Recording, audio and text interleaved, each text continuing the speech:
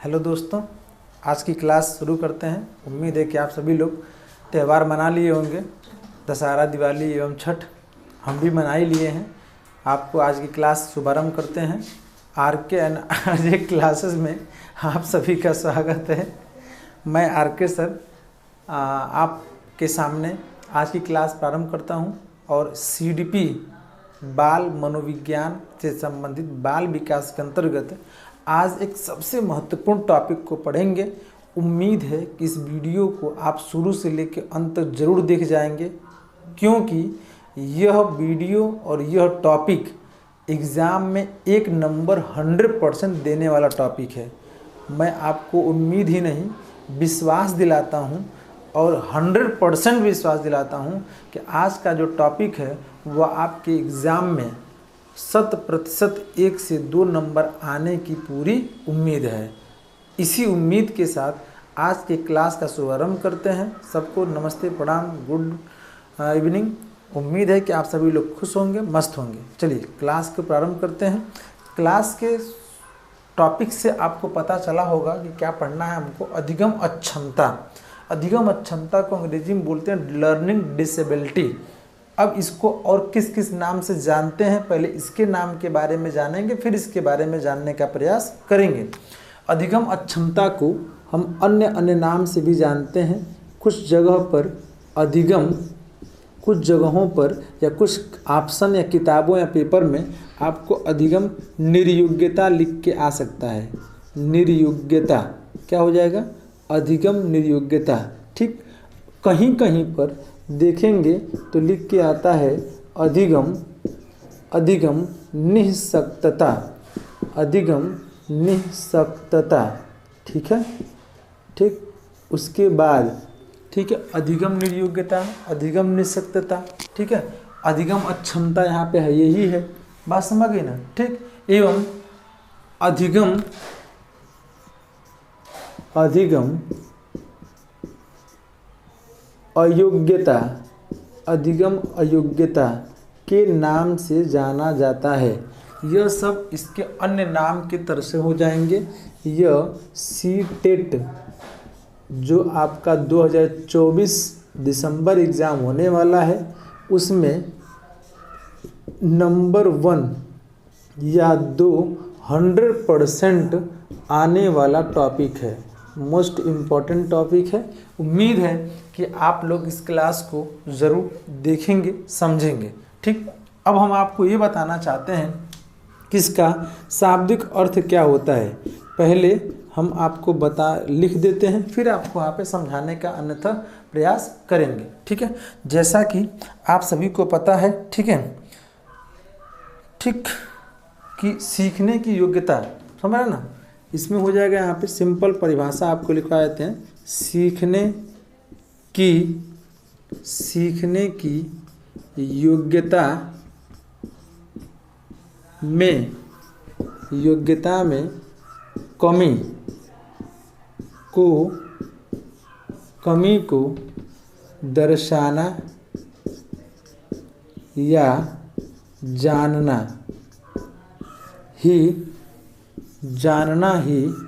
अधिगम निर्योग्यता है। ठीक है, अधिगम निर्योग्यता है। ठीक, अब बात को ये समझने का प्रयास करेंगे, ठीक है, कि सीखने की योग्यता में कमी को दर्शाना या जानना ही अधिगम निर्योग्यता है। अर्थात जैसे निर्योग्यता का तात्पर्य क्या हो गया, या अधिगम अक्षमता का मतलब क्या हो गया, कि बच्चे को हम सिखा रहे हैं और बच्चा सीखते सीखते कुछ ऐसे शब्द होंगे जो वह कितना भी बोला जाएगा लेकिन वो अपनी ही भाषा का चयन करेगा, उसी को अधिगम निर्योग्यता के नाम से जाना जाता है। अर्थात अगर किसी बच्चे को आप कहते हैं बोलो लकड़ी, और वह बच्चा लकड़ी बोल दे रहा है, इसका मतलब अधिगम निर्योग्यता है। अगर बच्चे को बोल रहे हैं कि बोलो बाबू बतासा, और वो बच्चा बसाता बोल रहा है, इसका मतलब अधिगम निर्योग्यता है। अगर किसी बच्चे से आप कहते हैं कि बाबू आप बोलो, मतलब विभिन्न जो भी आप शब्द बोल रहे हैं ब, बोलो ब तो बोले व, या व बोल रहे हैं तो बोला है ब, तो इसका मतलब कि वह बच्चे के अंदर सीखने की योग्यता में क्या आ रही है, कमी। और जब सीखने की योग्यता में कमी आएगी उसी को अधिगम अक्षमता, अधिगम निर्योग्यता, देखिए आप लिखा गया है अधिगम निर्योग्यता या अधिगम निःशक्तता कहा जाता है। ठीक है, अब इस टॉपिक से हम ये समझने का प्रयास करेंगे कि अधिगम अक्षमता या निर्योग्यता जो तात्पर्य है, इस तात्पर्य से आपको किस प्रकार की अवस्थाएं या जानकारी के बारे में पता चलता है। अधिगम अक्षमता सीखने की योग्यता में कमी को दर्शाना या जानना ही अधिगम योग्यता कहलाता है, जो अलग अलग टॉपिक के अलग अलग चीज़ों के आधार पर दर्शाया जाता है, जिसके आधार पे यह मेंशन किया जा सकता है कि बालक के अंदर किस प्रकार की अधिगम योग्यता दर्शा रहा है। और अधिगम योग्यता के अलग अलग टाइप्स हैं जो अलग अलग तरीके से बताया जाता है। जैसे सबसे पहले आपकी बात करेंगे कि अधिगम अक्षमता के प्रकार, अधिगम अक्षमता के प्रकार की तरफ चलेंगे कि कौन कौन सा अधिगम अक्षमता विभिन्न प्रकार की आती है। ठीक है ना, एक सवाल पूछा गया है कि अधिगम अक्षमता जो होती है, ठीक है, अधिगम अक्षमता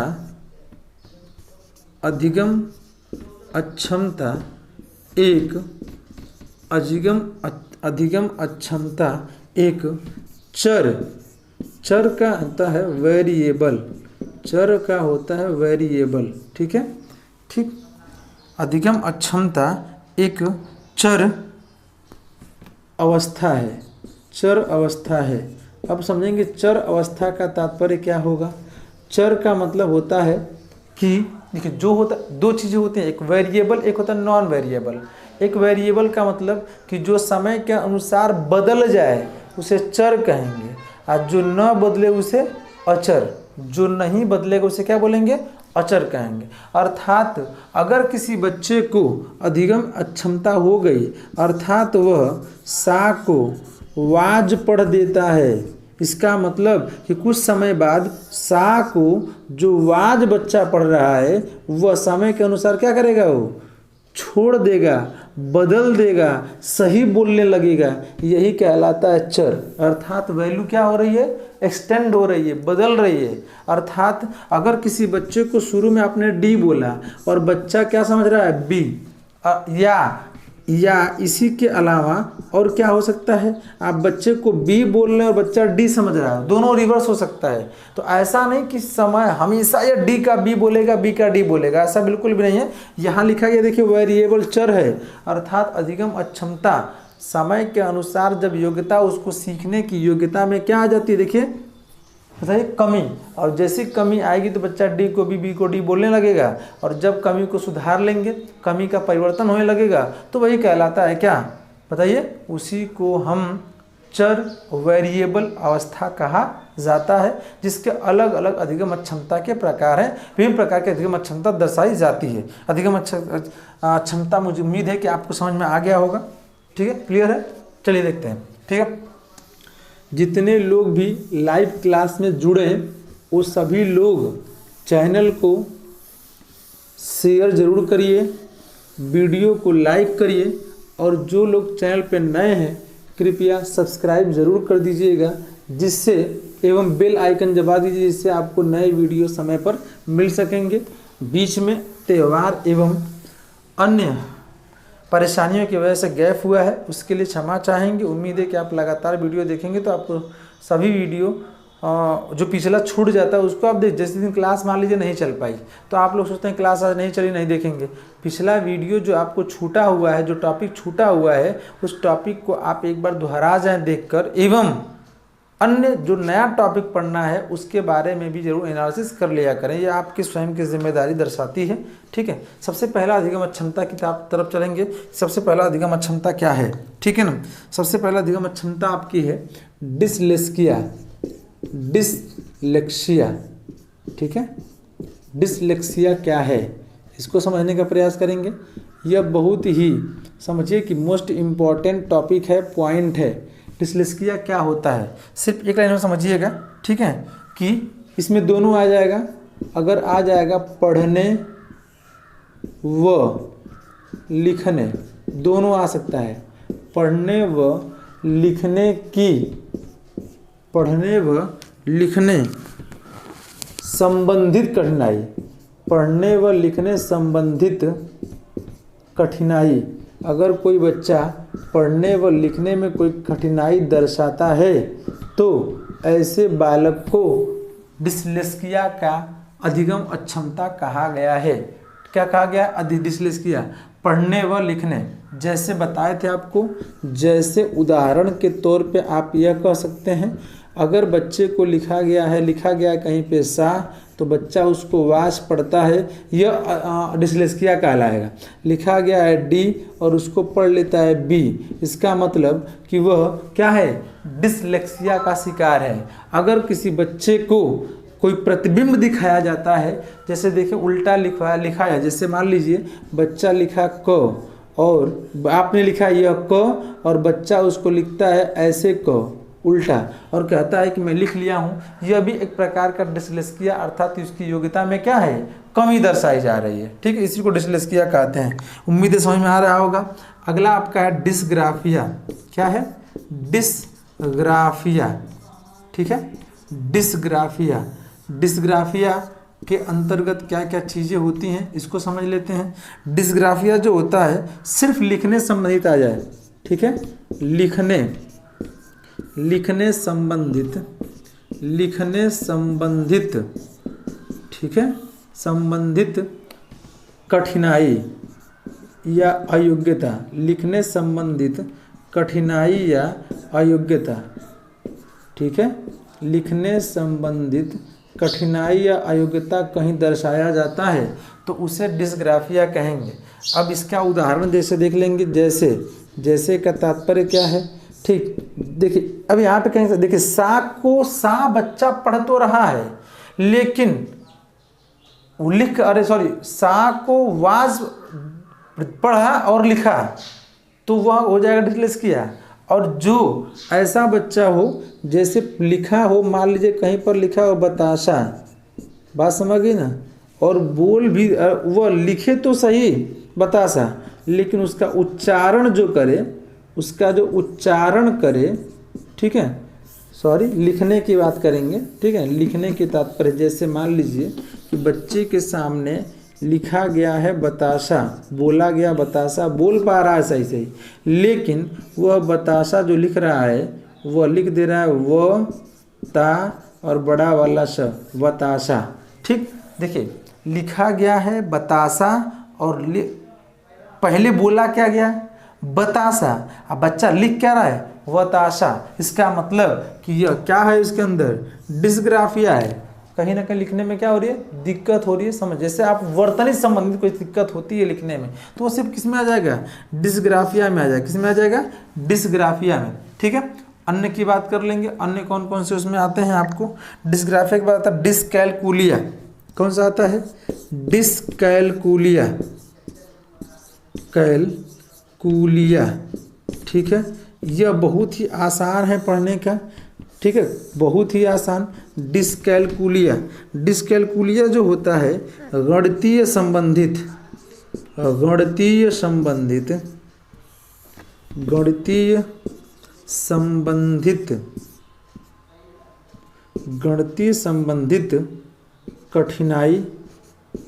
कठिनाई या कोई विकार की बात किया जाए। गणितीय संबंधी कठिनाई या विकार जो होता है उसी को डिसकैलकुलिया कहा जाता है।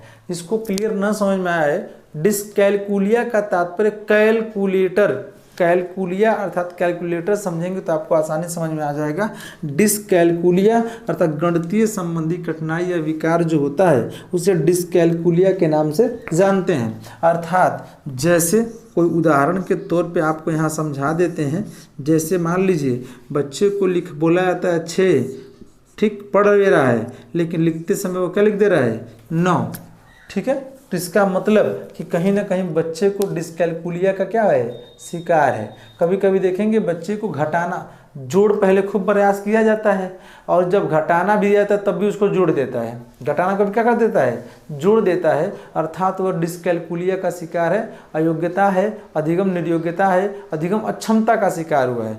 3 आपने पढ़ा, अधिगम अक्षमता, एक डिसलेक्सिया, एक डिसग्राफिया, एक डिसकैलकुलिया।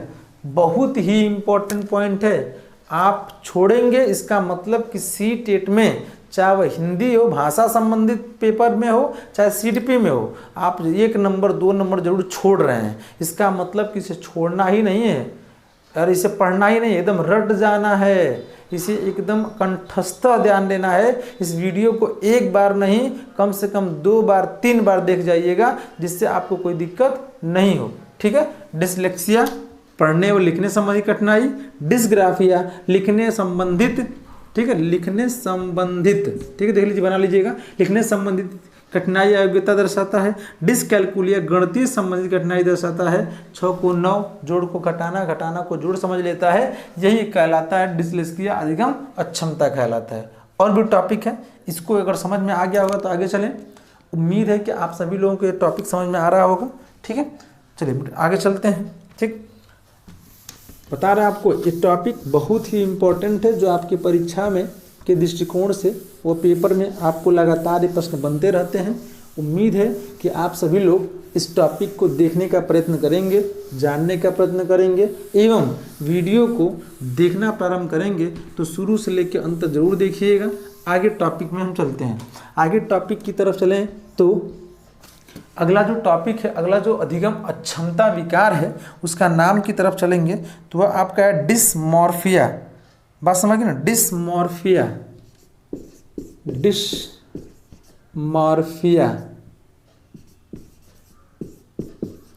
ठीक, डिसमॉर्फिया, डिसमॉर्फिया क्या होता है ये समझेंगे आपको। डिसमॉर्फिया जो होता है वह भ्रम संबंधी,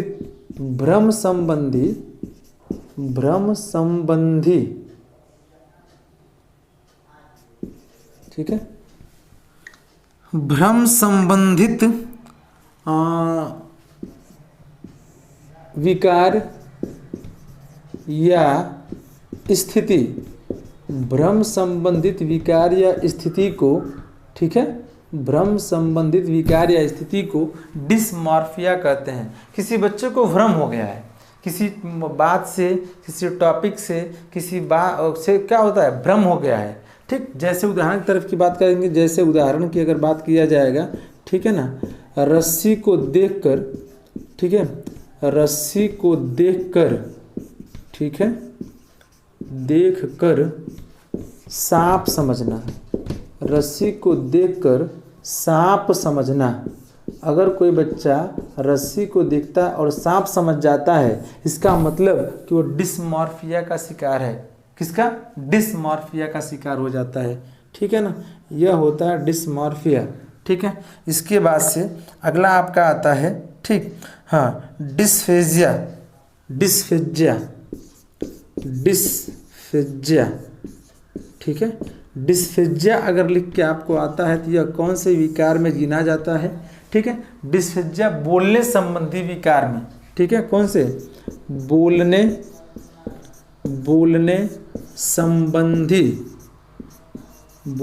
संबंधित विकार। ठीक है, बोलने संबंधित विकार या कठिनाई। अगर बोलने संबंधित कोई विकार या कठिनाई होती है तो बच्चे के अंदर डिस्फेजिया का होता है। जैसे आपको दे देगा, कोई बच्चा है वह या तो देर से बोलता है, हकला के तुतला के बोलता है, या कठिन शब्दों को उच्चारण करने में कठिनाई होती है, अर्थात बोलने में बच्चे के अंदर कोई दिक्कत आती है, कमी आती है, तो वह कमी अधिगम अक्षमता के डिस्फेजिया टॉपिक से संबंध रखता है। डिस्फेजिया यह कहता है कि बच्चे के अंदर डिस्फेजिया अर्थात बोलने संबंधित विकार या कठिनाई की समस्या आ जाती है। यह है डिस्फेजिया। क्या हो जाएगा? डिस्फेजिया। ठीक है, अब हम बात करेंगे अगला है डिस्प्रैक्सिया। कौन सा है? डिस्प्रैक्सिया। डिस्प्रैक्सिया, डिस्प्रैक्सिया क्या होता है इसको समझेंगे कि डिस्प्रैक्सिया क्या होता है। ठीक है, डिस्प्रैक्सिया जो होता है शारीरिक कौशल संबंधित विकार। शारीरिक कौशल संबंधित, शारीरिक कौशल संबंधित, ठीक है, संबंधित विकार, ठीक है, शारीरिक कौशल संबंधित विकार हो जाएगा, शारीरिक कौशल संबंधित विकार के अंतर्गत आया जाएगा। इसका मतलब कि बच्चे के अंदर, जैसे लिख लीजिएगा उदाहरण के तौर पे, जैसे शारीरिक कौशल संबंधी विकार का मतलब क्या होता है, ठीक है, चलने में समस्या, चलने,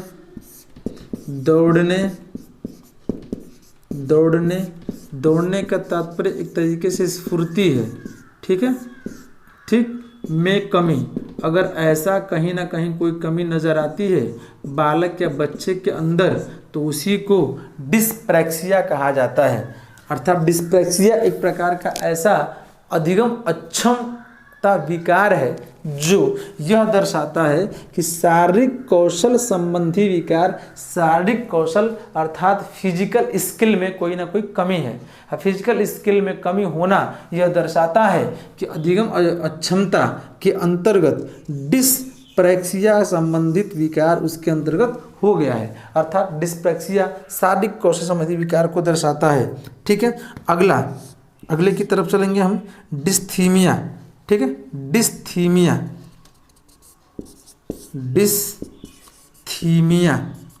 देख लीजिए एक बार। डिस्थीमिया क्या होता है, ठीक है ना, तनाव संबंधित,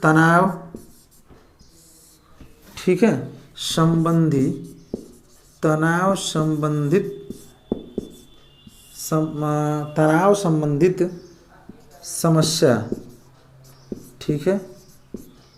अगर कोई देखते हैं कुछ बच्चे ऐसे होते हैं तनाव बहुत लेते हैं, टेंशन बहुत लेते हैं, ठीक है ना, जो डिस्थीमिया में तनाव संबंधी समस्या, जो टेंशन लेते हैं लोग, जो जैसे आप देखेंगे, जैसे उदाहरण के तौर पे इसके अंतर्गत व्यक्ति जो होता है वह अवसाद ग्रसित हो जाता है। अवसाद ग्रसित जब लिख के आता है एग्जाम में बच्चे कंफ्यूज आते हैं, ये क्या दिया हुआ है। अवसाद ग्रसित का मतलब यह होगा कि वह डिप्रेशन में हो गया। किस में हो गया है, डिप्रेशन में, ठीक है ना। एक देखे होंगे आप लोग, इसके इस चीज़ पे एक बात याद आ जाती है कि एक रील देख रहे थे, आजकल जान ही रहे हैं कि लोग रियल लाइफ में नहीं, रील वाली लाइफ में जीने का प्रयत्न कर रहे हैं, जो कि आने वाली स्थिति के लिए बहुत ही भयावह है। फिलहाल करना में बहुत अंतर होता है। रील जितना आप घंटों तक देख लेंगे, रियल लाइफ में एक दूसरे से बातचीत करने में आप इंटरेस्ट नहीं रखते हैं, जो कि आने वाले सामाजिक गतिविधियों, सामाजिक एकजुटता में कठिनाई का सामना करना पड़ सकता है। तो हम रील की बात कर रहे थे। एक रील में एक व्यक्ति है, एक लड़का है, जो अपने दादी माँ से कहता है कि दादी माँ हम डिप्रेशन में जा रहे हैं, ठीक। तो कहती हैं ठीक है, तब सामान वामान रख लिया, ठीक है, और ये ट्रेन का टिकट कर लिया लेवा कि ना लिया लेवा। अर्थात उनको लगता है किसी जगह जाने की बात कर रहे हैं, अर्थात उनको इस बारे में नहीं पता है। अर्थात अवसाद ग्रसित, डिप्रेशन, ऐसी समस्या किसी को बार बार या किसी बात को देखते हो। कुछ बच्चे ऐसे होते हैं जो एग्ज़ाम देने जाते हैं तो एकदम एग्ज़ाम हॉल में कैसे जाऊं, एग्जाम मेरा सेंटर कहाँ है, मेरा रोल नंबर क्या हो, कहाँ होगा, ये सारी समस्याएं आ जाती हैं। बहुत से लोग एकदम इतना सोचते हैं कि मैं कैसे पहुंचूंगी, ऐसी दिक्कतें हो जाती हैं, ठीक है ना। ऐसी दिक्कत होना तनाव संबंधी समस्या होती है। छोटी छोटी बातों पे टेंशन लेना, तनाव लेना, यह डिस्थीमिया कहलाता है।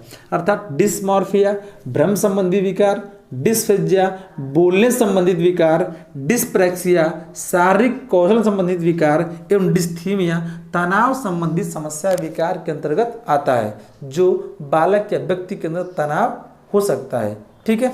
यह था आपका कौन सा, इतने टॉपिक से हम अधिगम क्षमता। और भी अधिगम क्षमता क्या क्या दर्शाता है, और भी टॉपिक है। अभी ये बता रहे, एक लेक्चर में ही आपको पूरा का पूरा अधिगम क्षमता 1 नंबर से 2 नंबर आपके एग्जाम में आ जाएगा। आपको दूसरा कोई और लेक्चर या वीडियो देखने की आवश्यकता नहीं है इस टॉपिक के लिए। अधिगम क्षमता से संबंधित यह टॉपिक आपके लिए, यह वीडियो आपके लिए सबसे बेस्ट साबित हो सकता है या है, ठीक। अब देखेंगे और कौन सा, ठीक, एक अलग से अधिगम क्षमता आती है जो आपको सबको याद पता करना ही पड़ेगा और जानना ही चाहिए। ADHD क्या होता है, ADHD का फुल फॉर्म होता है अटेंशन ठीक है। ADHD क्या होता है? अटेंशन, डी से होता है डिफिक्ट,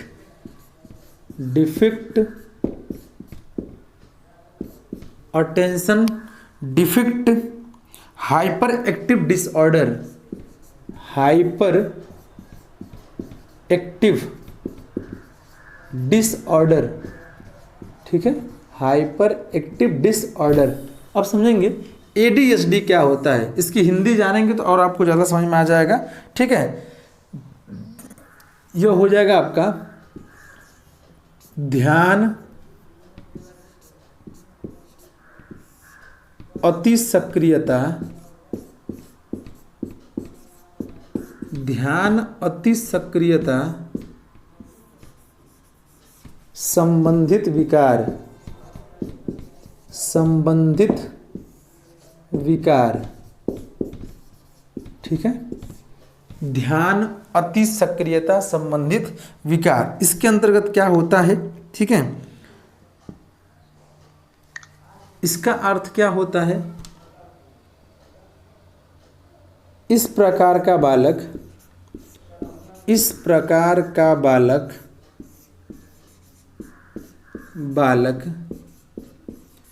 किसी एक वस्तु पर या एक साथ विभिन्न वस्तुओं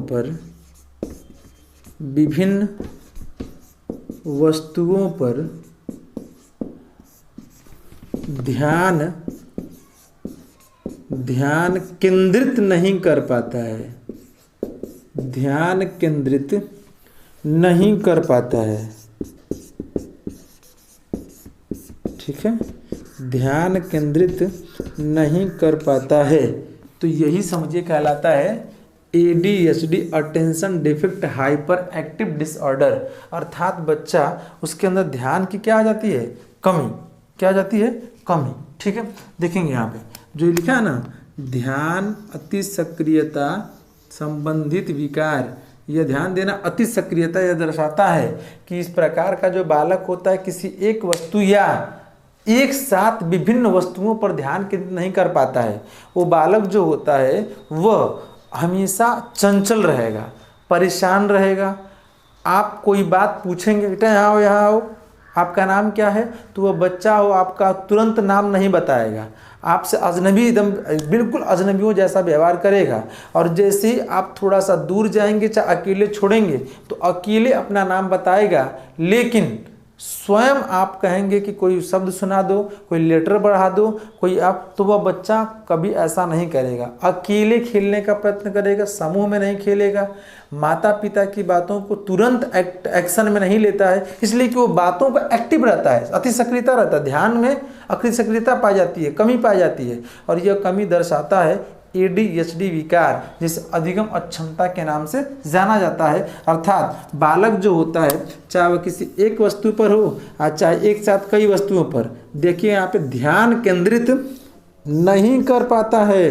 अर्थात बच्चे के अंदर किसी प्रकार का एक ऐसा विकार है जो हाइपर एक्टिव डिसऑर्डर का शिकार हो गया है, जिसकी वजह से वह किसी एक वस्तु पर ध्यान केंद्रित न करने के बजाय किसी एक व्यक्ति, वस्तु, स्थान, टॉपिक पे नहीं कर पाता है। दिमाग का तो तेज होता है, ध्यान समझिएगा, चीज़ों को जल्दी एक्सेप्ट करने का प्रयास, लेकिन आप चाहेंगे कि तुरंत आप उससे वही बात पूछ लें, जान लें, पता लगा लें कि तुम क्या उसकी क्षमता है, क्या कहता है, तो आप यह बात पता नहीं लगा पाएंगे, इसलिए कि वह जल्दी आपके पास रहेगा नहीं, बैठेगा नहीं, चंचल रहेगा। इसी को हम ADHD, hyper active attention disorder के नाम से जाना जाता है।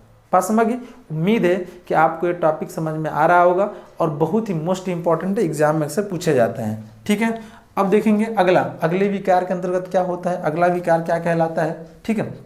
इसको मिटा दें, इसको मिटाते हैं, ठीक है, ADHD मिटाते हैं। अगला टॉपिक लिखिएगा, ऑटिज्म क्या होता है।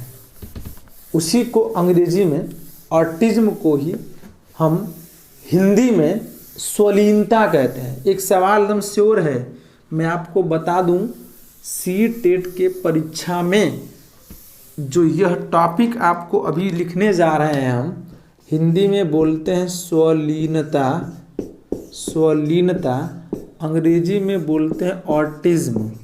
ठीक है, एकदम श्योर है, इसे कोई काट नहीं सकता है, अब आना ही आना है, तय है। ठीक है ना। अब हम बात कर लेंगे ऑटिज्म क्या है। ठीक है, ऑटिज्म के बारे में समझते हैं, लिखते हैं उसके बाद से।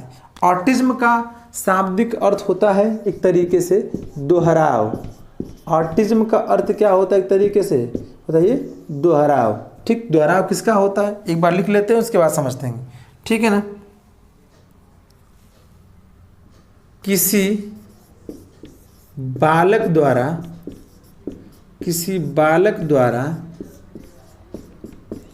बार बार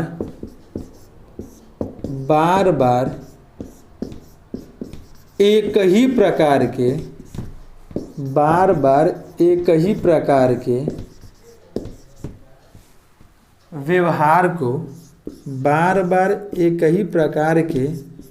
व्यवहार को दोहराना, बार बार एक ही प्रकार के व्यवहार को क्या करना, दोहराना। ठीक है, ऑटिज्म कहलाता है। क्या कहलाता है, ऑटिज्म या स्वलीनता कहलाता है।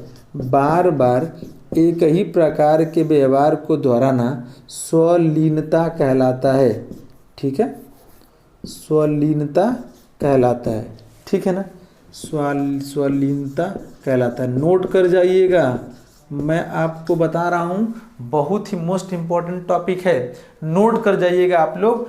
किसी बालक द्वारा बार बार एक ही प्रकार के व्यवहार को दोहराना ऑटिज्म कहलाता है, स्वलीनता कहलाता है।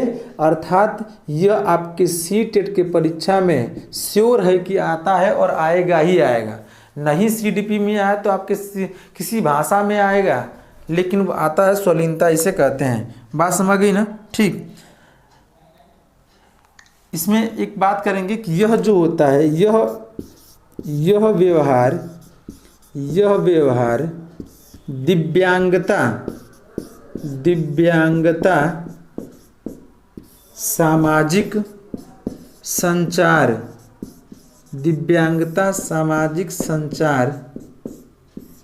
के माध्यम से होता है। अर्थात समाज के लोग बच्चे पर ध्यान नहीं देंगे, सामाजिक गतिविधियों में फोकस नहीं करेंगे, सिर्फ विभिन्न प्रकार के स्वयं में मस्त रहेंगे, किसी दूसरे से अपने विचारों का आदान प्रदान नहीं करेंगे। ऐसे लोगों के लिए स्वलीनता एक दोहराव के दर्शाता है। यही कहा गया यह व्यवहार दिव्यांगता सामाजिक संचार। ठीक है, ठीक, दिव्यांगता सामाजिक संचार को चुनौतीकरण क्या बन जाता है, चुनौतीकरण बन जाता है। बात समझिए ना। ठीक है, तो ये था आपका विभिन्न प्रकार के स्वलीनता अर्थात अधिगम अक्षमता। ठीक है ना। एक और आता है जो अंतिम आपका टॉपिक होगा, स्वलीनता को समझ लीजिएगा।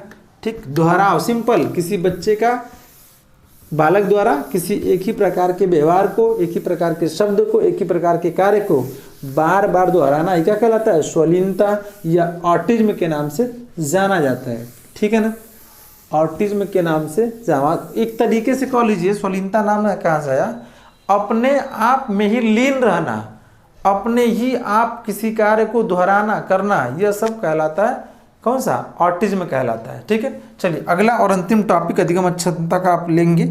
ठीक है, यह आपका है RPWD।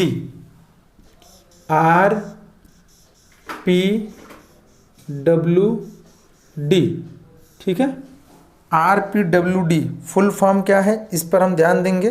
ठीक, RPWD, यह PWD अक्सर सवाल एग्जाम में आता रहता है। ठीक है, RPWD, ठीक है, क्या है, इस पर ध्यान देंगे कि RPWD क्या होता है। ठीक है,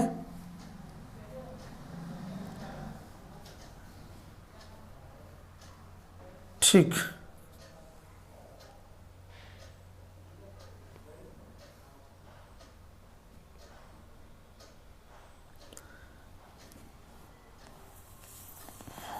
फुल फॉर्म क्लियर कर लेते हैं, उसके बाद आपको बताते हैं। कुछ इसमें है नहीं, ठीक है। RPWD फॉर्म्स क्या है? हाँ देखिए, लिखा भले ऐसे जाता होगा, लेकिन मुख्य रूप से इसको RPWD को ऐसे पढ़ा जाएगा, RPW स्मॉल रहेगा, D कैपिटल रहेगा, अर्थात R से हो जाएगा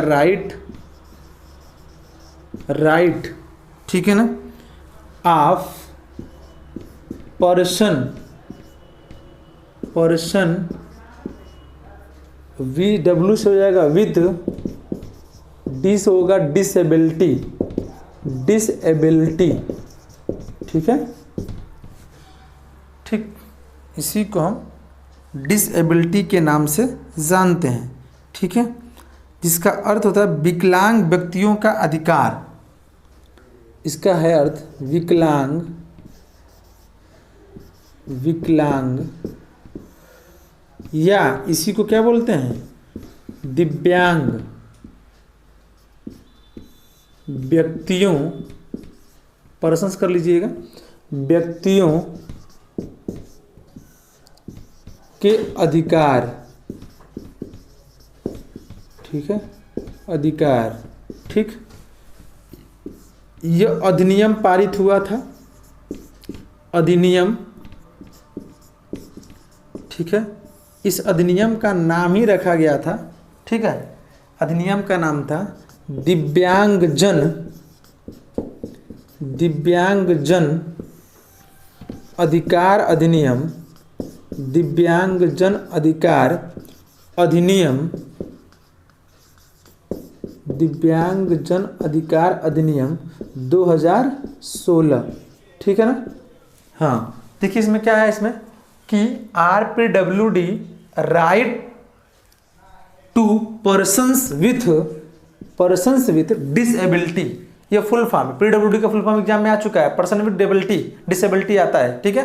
तो RPWD विकलांग या दिव्यांग व्यक्तियों के अधिकार क्या क्या हैं, उससे संबंधित एक अधिनियम पारित हुआ, जिसका नाम विकलांग शब्द हटाकर दिव्यांग कर दिया गया, दिव्यांग जन अधिकार अधिनियम 2016। अर्थात जो पहले दिव्यांगता या विकलांगता कुल 7 प्रकार की थी, इस अधिकार अधिनियम के तहत दिव्यांगता 3 गुना बढ़ा दिया गया, अर्थात 7 प्रकार की थी, 3 गुना बढ़ाइए, कितना होगा, 7 तरीके 26 नहीं 21, 7 तरीके 21, दिव्यांगता कितनी हो गई, कुल 21 प्रकार की दिव्यांगता हो गई, जो दिव्यांगजन अधिकार अधिनियम के तहत लागू किया गया था, ठीक है ना। तो उसी के पॉइंट्स को आप यहाँ पे हम मेंशन कर दे रहे हैं कि क्या क्या बातें उसमें की गई थी, ठीक है।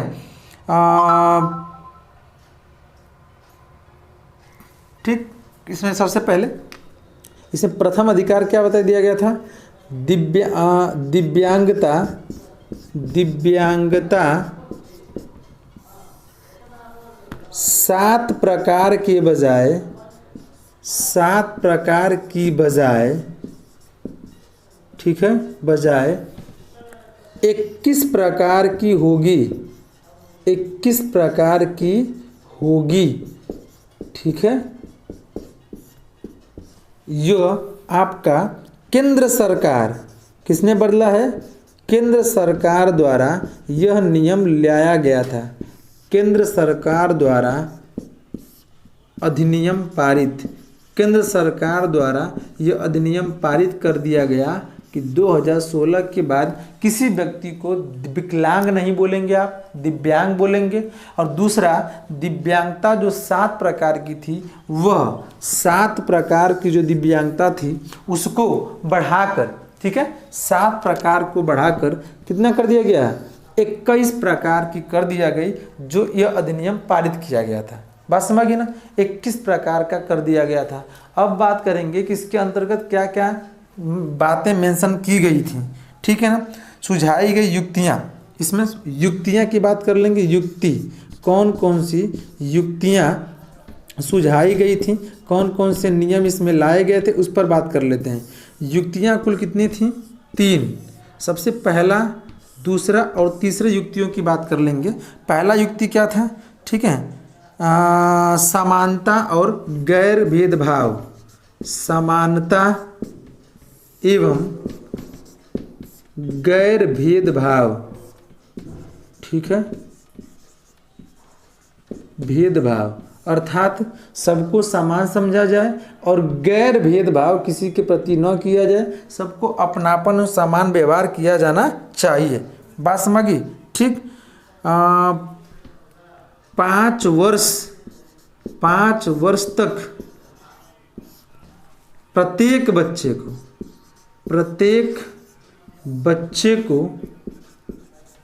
बच्चे को ठीक है गृह शिक्षा, घर पे जाकर क्या दिया जाए, शिक्षा देने की बात कही गई थी। ऐसे बच्चे को घर पे जा के शिक्षा करेंगे, ठीक है। एवं अगली बात कही गई थी पुस्तक एवं विभिन्न TLM उपलब्ध कराना, पुस्तक और विभिन्न TLM उपलब्ध कराना। इसका मतलब टीचिंग लर्निंग मटेरियल्स क्या कराएंगे, उपलब्ध कराने का काम किया जाएगा, ठीक है ना।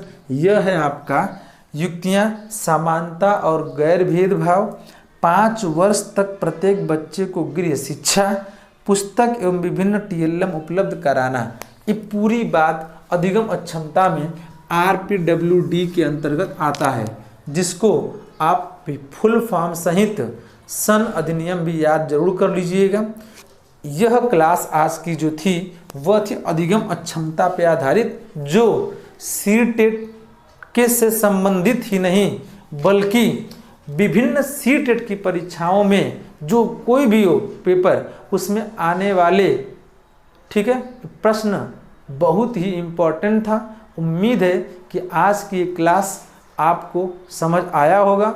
अगर कोई दिक्कत होती है, कोई टॉपिक समझ नहीं आता है, तो चैनल को पे कमेंट बॉक्स में कमेंट जरूर करें कि ये टॉपिक नहीं क्लियर है, तो आपको अगले लेक्चर में इस टॉपिक के बारे में स्पष्ट जानकारी दे दी जाएगी।